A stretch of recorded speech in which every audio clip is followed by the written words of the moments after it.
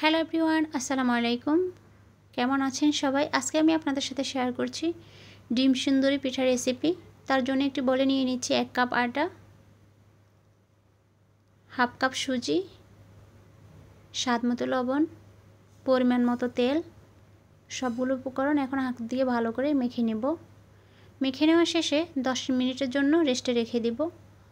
আর অন্য একটি পাশে আমি আলু সিদ্ধ করে নিয়েছি।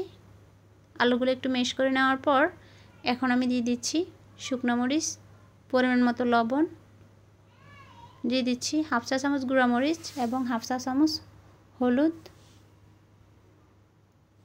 এখন দিয়ে দিচ্ছি পেঁয়াজ কুচি, ভাজা জিরা গুঁড়া,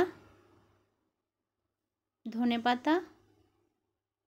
সবগুলো উপকরণ এখন আমি হাত দিয়ে ভালো করে মেখে নিচ্ছি। মেখে নেওয়া শেষে একটি সাইডে রেখে দিচ্ছি। এখন আমি আগে থেকে যে আটার ডোটা তৈরি করে রেখেছিলাম সেটাকে বেশ কিছুক্ষণ মথে নেওয়ার পর এখন একটা রুটি বেলে নিচ্ছি। বেশ বড় করে রুটিটা বেলতে হবে। এখন আমি আলুর মিশ্রণটা রুটির মাঝে দিয়ে দিচ্ছি, ভালো করে ছড়িয়ে দিচ্ছি আর একটি রোল শেপ তৈরি করে নিচ্ছি। এখন একটি চাকুর সাহায্যে কেটে নেব। সবগুলো কেটে নেওয়া শেষ। এখন আমি চুলায় একটি পাত্র বসিয়ে দিয়েছি আর তেল গরম করে নিয়েছি। এখন আমি পিঠাগুলো ডিমের মিশ্রণে ডুবিয়ে সবগুলো পিঠা দিয়ে দিচ্ছি গরম তেলের মাঝে। তেলটা কিন্তু বেশি গরম করা যাবে না, তা নাহলে উপর থেকে পুড়ে যাবে, ভিতরে কাঁচা থেকে যাবে। মৃদু আছে আমি পিঠাগুলো ভেজে নিচ্ছি। পিঠাগুলো খেতে কিন্তু অনেক বেশি মজা হয়। বাসার ছোট বড় সকালে অনেক বেশি পছন্দ করবে।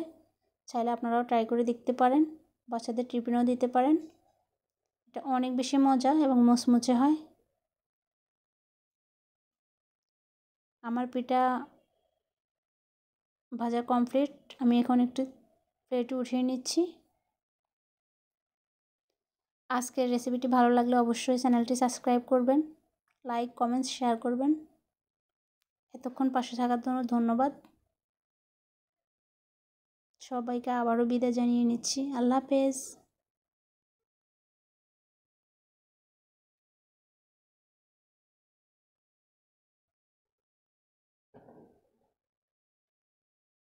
See you. Goodbye.